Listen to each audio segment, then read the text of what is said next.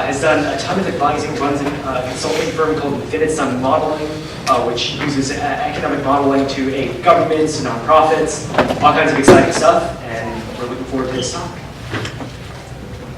Thank you, Abhishek. Good morning, everyone. So I'm going to talk a bit about some of the use cases of blockchain, particularly with my experience advising some companies.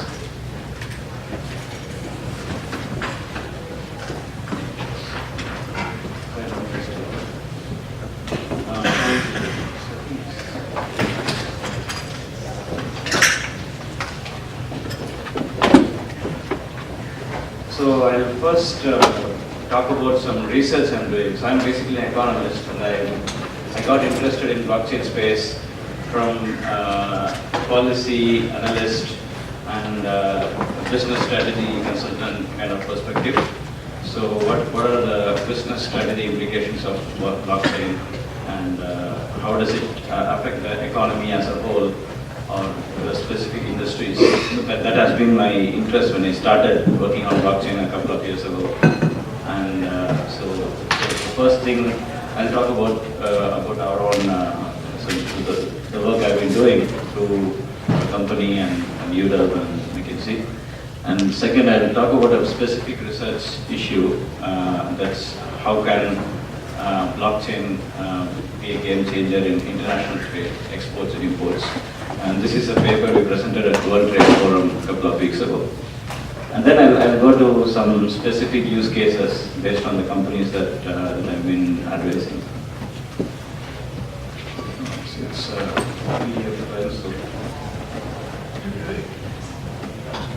So yeah, we have a presence across the world. Infinite Modeling is the name of our company, and we have clients in the public sector and international organizations across the world.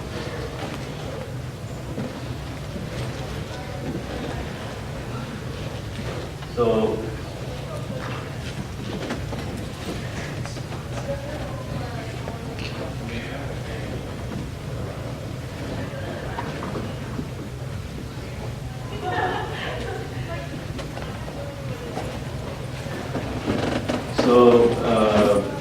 we have presence here in Seattle and Vancouver, British Columbia, and in New Delhi, India, and Beijing, China.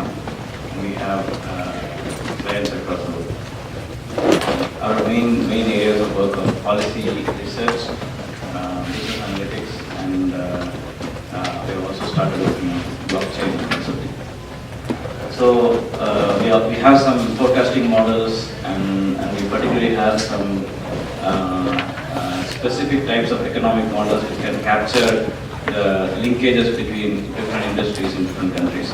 And that actually brings us to the first topic, the research that we have been working on. So basically, you can think of the economy as a circular system where firms provide incomes to households for the labor and capital that they have been providing to the firms, and then the households are spending on various products, and that gives income to the firms, and then the firms also buy from each other. For example, a car company is going to buy steel from a steel company, and so on. So the intermediate inputs, and then you have goods that are then used by households, and then the factors that are supplied by the households to firms. By factors, I mean labor and capital. So this is a very basic way of understanding these kind of models, which I think some of you would already recognize that it's like this particular figure is like almost like economics 101. It's like basic economics understanding. So these are some of our clients, and I don't want to go too much into this, but just to say that they are mostly international organizations and governments. So I want to right away get into some policy use cases of blockchain in which we have been working on. So the first thing that we have been working on is developing a supply chain management tool using blockchain for farmers in developing countries, because they have really chains are very unorganized there. For example, inputs, getting fertilizers and seeds and so on. There is no way of tracking where things come from and foreseeing when there will be shortage of various inputs and so on. And tying in with the previous presentation by Aaron, we can also think of finance, trade finance, which is important for farmers in developing countries particularly. And the second aspect is in renewable energy. So if you are in a state like Texas, almost every home can have a solar grid, a solar cell, and that can be combined with a grid that can be used for other houses.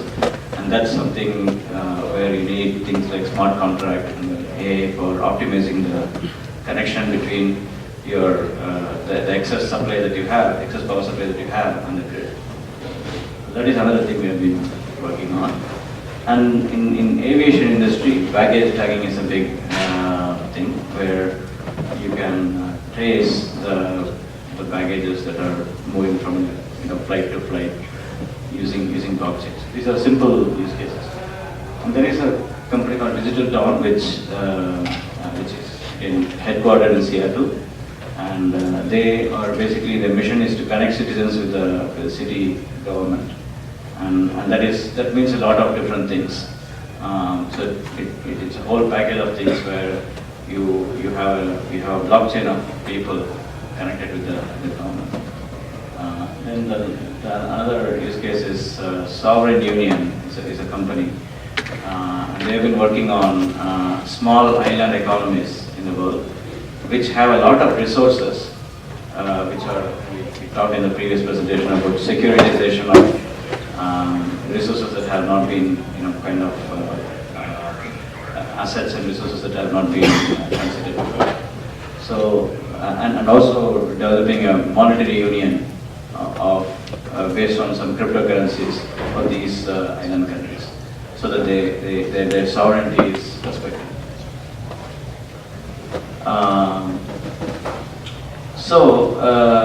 This is like the basics of blockchain, which we discussed in the previous presentation also.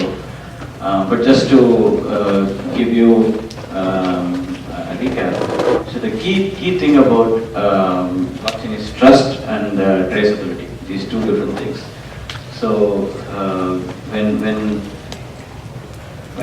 a buyer agrees to buy something from a seller, then these are the two things that facilitate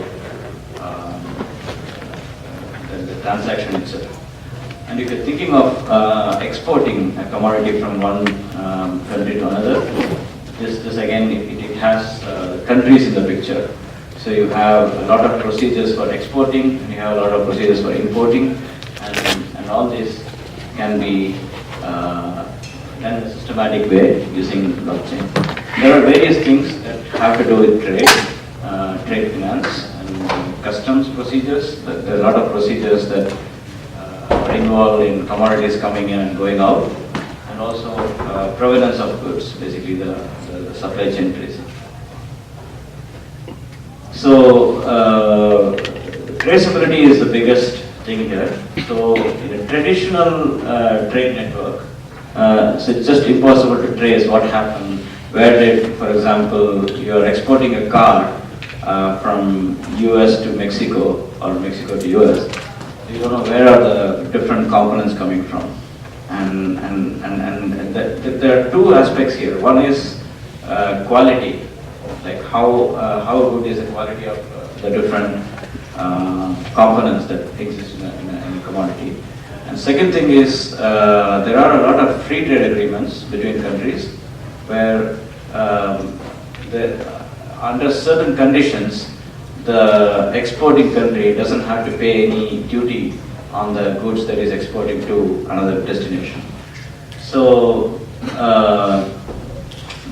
in that case, typically the conditions are about how much of that commodity is made in the exporting country. So if, for example, Ghana wants to export like a textile to the US, then Ghana has to show that maybe like 80% of the textile was made in Ghana and procured in Ghana, sourced in Ghana. And if that is the case, then it will pay 0% duty.